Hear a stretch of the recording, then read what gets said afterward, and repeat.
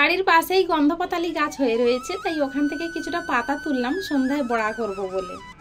Good morning friend, আমি প্রিয়াঙ্কা। নতুন আরেকটি ব্লগে সবাইকে স্বাগত জানাই। সবাই কেমন আছো? আশা করছি খুবই ভালো আছো, আর তোমাদের ভালোবাসায় আমরাও খুব ভালো আছি। আজকের এখন ঘড়িতে টাইম সকাল 7টা 15, আর এখন থেকেই ব্লগটা শুরু করছি।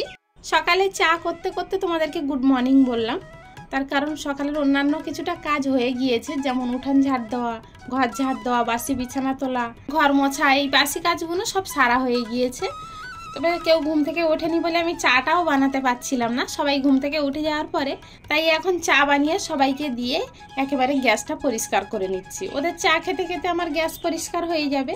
আর এই গ্যাসটা নোংরা হয়েছিল, একটু কয়েকদিন পরিষ্কার করা হয়নি, তাই এটাও পরিষ্কার করে নিলাম। তার সঙ্গে সাইডে যে তরকারি থাকে নিচে, ওই জায়গাটাও ভালো করে সার্ফের জল দিয়ে পরিষ্কার করে নিয়েছি। চলো, এটার গ্যাস তো মোছা হয়ে গিয়েছে, তাই শুকনো কাপড় দিয়ে একটু শুকনো করে মুছে নিলাম। গতকাল রাত্রে এঁটো থালা বাসন কিছুটা মেজে রেখেছিলাম, সেইগুলো এখন সব গুছিয়ে জায়গার জিনিস জায়গায় গুছিয়ে রাখবো। আর সকালে এই থালা বাসনটা মাজা না থাকলে অনেকটা কাজ এগিয়ে যায়। যতই রাত হোক না কেন আমি ওই জন্য মেজে রেখে দিই। আর রাত্রে যদি এঁটো থালা বাসন এইভাবে রান্নাঘরে রেখে দিই, ইঁদুর ছুঁচোতে নোংরা করে প্রচন্ড, তখন সকালে উঠে ভীষণ ঘৃণা করে ওই পরিষ্কার করতে গেলে। সেই জন্য যতই রাত হোক না কেন আমি ওই থালা বাসন মেজে গুছিয়ে রেখে তাই ঘুমাতে যাই। চলো, অনেক গল্প করলাম তোমাদের সাথে, এবারে তো রান্না করতে হবে, তাই হাঁড়ি কড়ার পিছনে ভালো করে ছাই মাটি লাগিয়ে নিয়েছি, আর উনুনটাও ধরিয়ে দিয়েছি। উনুনটাও সুন্দর জ্বলে গিয়েছে, দেখেই বুঝতে পেরেছো তোমরা।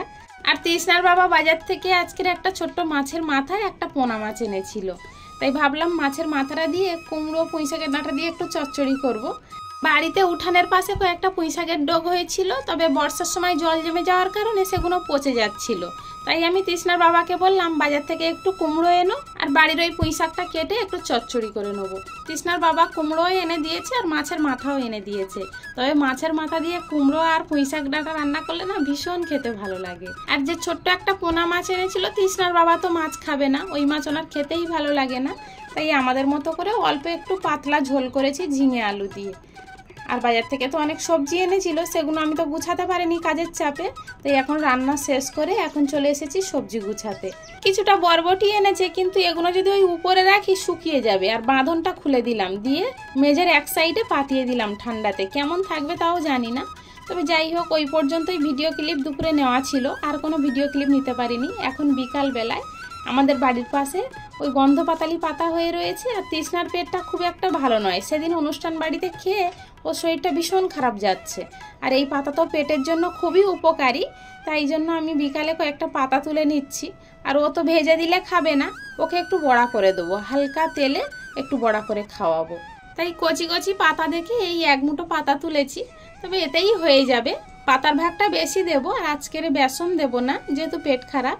একটু সামান্য চালের গুঁড়ো দিয়ে বড়া করে দেব, কিন্তু অল্প চালের গুঁড়ো দিলে বড়া উঠবে কিনা সেটা বলতে পারছি না, তবু আমি চেষ্টা করব। বেশি চালের গুঁড়ো তো দেবো না, আর বেসনও দেবো না, যেহেতু ওর পেটটাও খারাপ। তবে যাই হোক, পাতাগুলো ভালো করে ধুয়ে নিয়ে চলে এসেছি, এসে ভালো করে ওগুলোকে একদম মিহি করে কুচিয়ে নিচ্ছি। আর তার সঙ্গে একটা পেঁয়াজ আর একটা কাঁচা লঙ্কা ভালো করে কুচিয়ে দিলাম।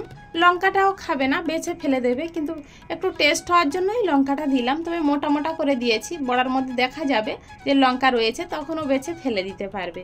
আর শুধু তো ও একা খাবে না, সবাই একটা দুটো করে খাবে, তাই অন্যদের দিয়ে দিলে হয়ে যাবে।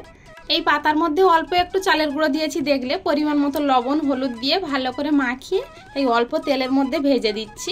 আর এই বড়া তো ঠান্ডা হয়ে গেলেও খেতে চাইবে না, তাই গরম গরম দিয়েছি দুটো শুকনো মুড়ির সাথে, যেটুখানি খায় ওর মতো ও খাক। তাহলে চলো, আজকের ব্লগটা এখানেই শেষ করছি। দেখা হচ্ছে নতুন আরেকটি দিনে নতুন আরেকটি ব্লগের সাথে। ততক্ষণ পর্যন্ত সবাই ভালো থেকো, সুস্থ থেকো, আর অলওয়েজ হ্যাপি থেকো, আর আমায় মনে রেখো। টাটা।